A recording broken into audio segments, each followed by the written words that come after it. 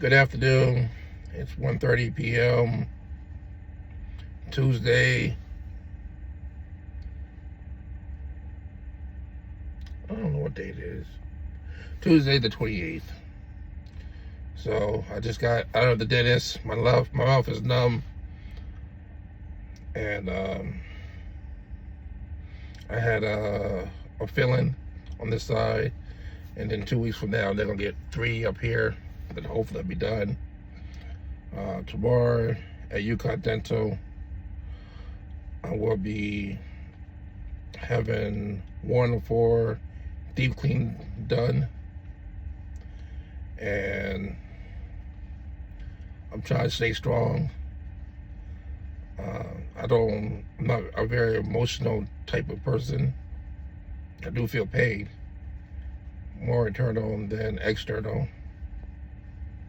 And I know I have to be strong for many people, my mom and my brother's girlfriend or fiance and other people. And my mom was trying to have a small gathering, but didn't realize how popular my brother was. When he was born, didn't even give him months to live because he had holes in his heart. And he was the first baby to have open heart surgery at Yale New Haven Hospital in 1980. And then they said that he won't grow up to be, the tallest he will be is 4 feet. And he's gonna have health issues. And he's not gonna live but to be no longer than 5 years old. So, and he passed away at 45. He recently, in the last 5 years ago, had another surgery to fix the valve in his heart. And I was unaware that they only gave him a year to live. As I'm taking him to doctor visit and everything, now no one told me that he only had like a year to live because it was a temporary fix. I know they was going to put a stent and all this other stuff, but my brother he's been preparing, but he lived 4 more years on top of the year that they only gave him. I wish I had known that his life was going to end sooner than later, so that I would have spent more time with him. But I do appreciate the time that I did have with him. We had our ups, we had our down, and I think the pivot point of our life was when he got jumped, and then he got sick, and he was in the hospital for over a month. He died on the table like twice when they was having surgery, and he survived and stayed strong. And they told him that he couldn't work anymore. He couldn't lift anything more than 3 or 5 pounds, and he was determined to still work. He didn't want to do. He wasn't good in technology. He wasn't good with computers. He was good with his hands, and he was able to find a way. And they started working at the library in Norwalk, Connecticut, and he enjoyed it.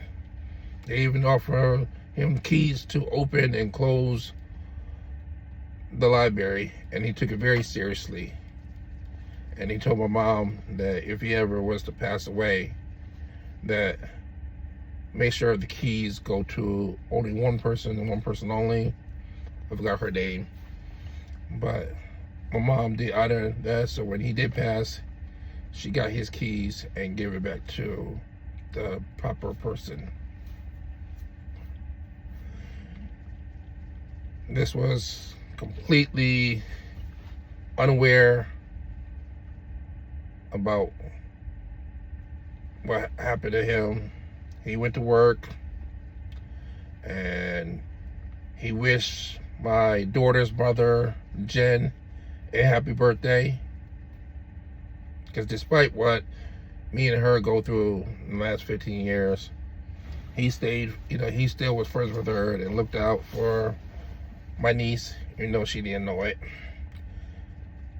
He passed on his artistic skills to my daughter. They both were great. They made beautiful paintings, canvases and stuff. And I can't draw for nothing. Even my mom can draw. I wasn't blessed with the hands to draw. I was blessed for other things. Anyway, he's that kind of person. He did it all. He lived on the streets.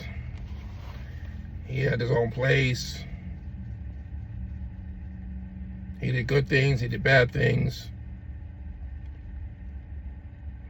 And he did drugs, and then he got himself completely clean. And he only smoked weed for like the pain that he has. He always had pains in his chest, but he never really told people that. He was excited when I bought my Tesla and he got the chance to ride it and experience the sounds, and his face was just lighted up and everything. And then when this whole AI ChatGPT came out, I asked him what was his favorite car, and his favorite car was the old box-sized Jeep Cherokees. And I had the AI make a design that he gave me what he liked on it, description, wheels, and everything. I have to go find it to post it, but I sent it to him and he said, wow, this is nice. This is the way I would want my vehicle if I was able to get my license again and stuff. And he walked all over Norwalk, Stamford, Danbury, and he met a lot of people. And I knew he was popular with some people, but I didn't know the extent of his popularity until the end of his lifetime. I didn't know how many people he has helped over the years, keeping people safe on the streets, giving a hand, helping hand for other things, help some people get clean.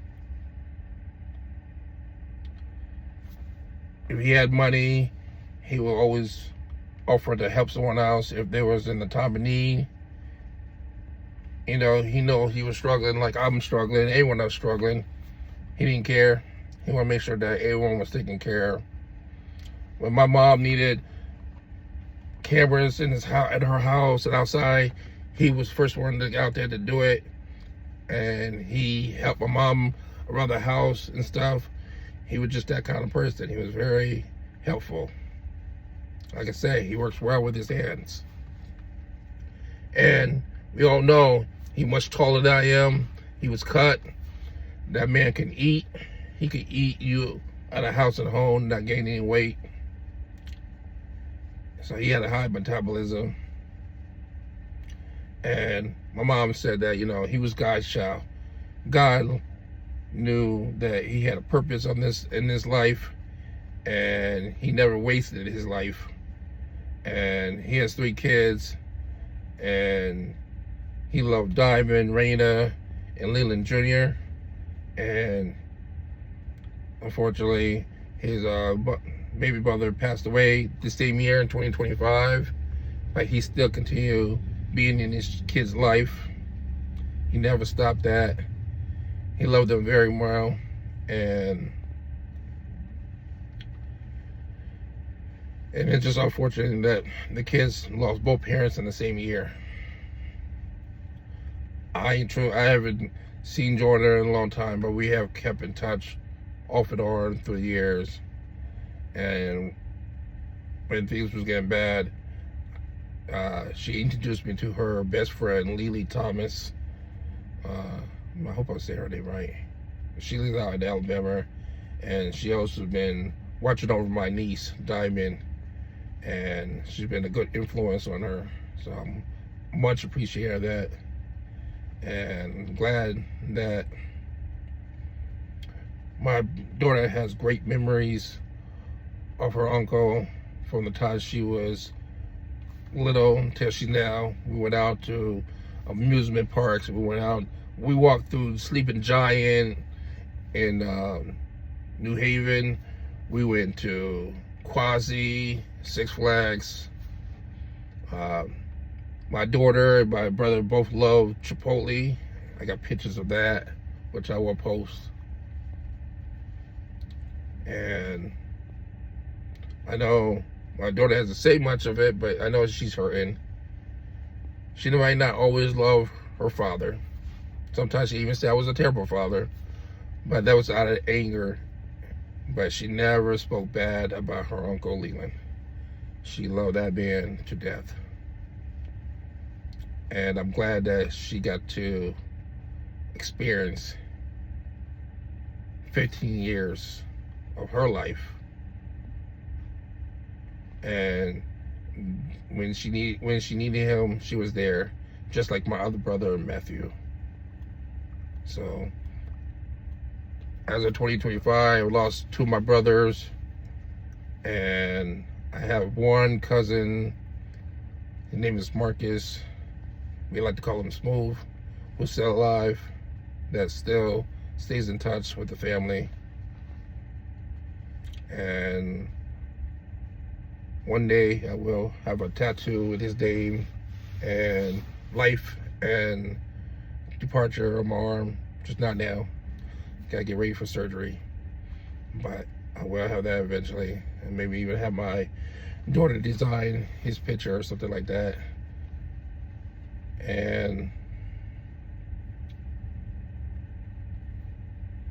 I used to celebrate my father's birthday, and he died on election day 2009. Now he's there to look after my brother, and I'm going to do my best to celebrate my brother's birthday every year until my passing.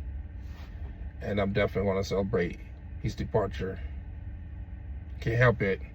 His fiance and my daughter's mom's birthdays on the same day that he passed. So it's all about celebrating life and death. So I'm going to end this wishing everyone well. Hope they have a great week. Be safe on Halloween. If you have siblings, you know you all go through it at times, but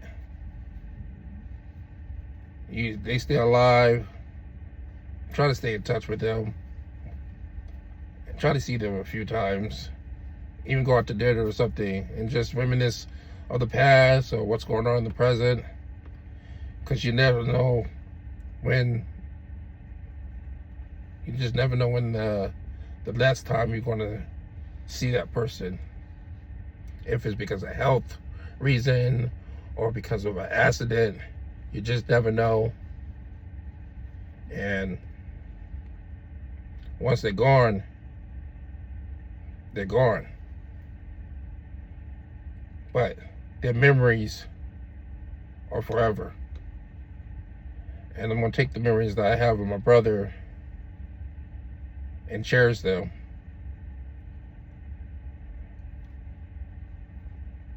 And that's about it for now. So, again, have a great day. God bless. Oh, one more thing.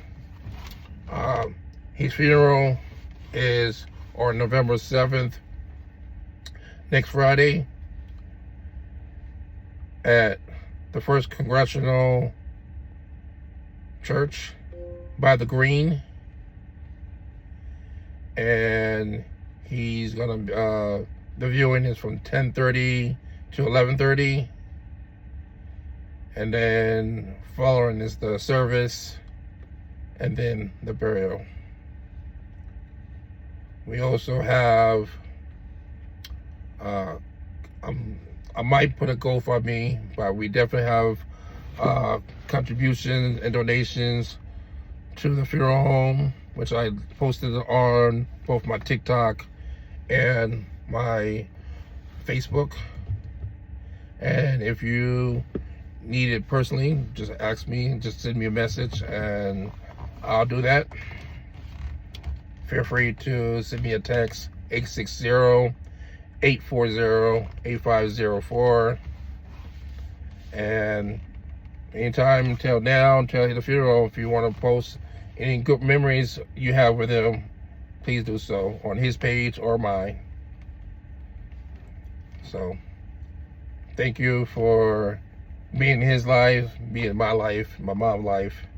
And we thank you for all the donations and contributions to help make sure that he has a great departure to heaven. Take care.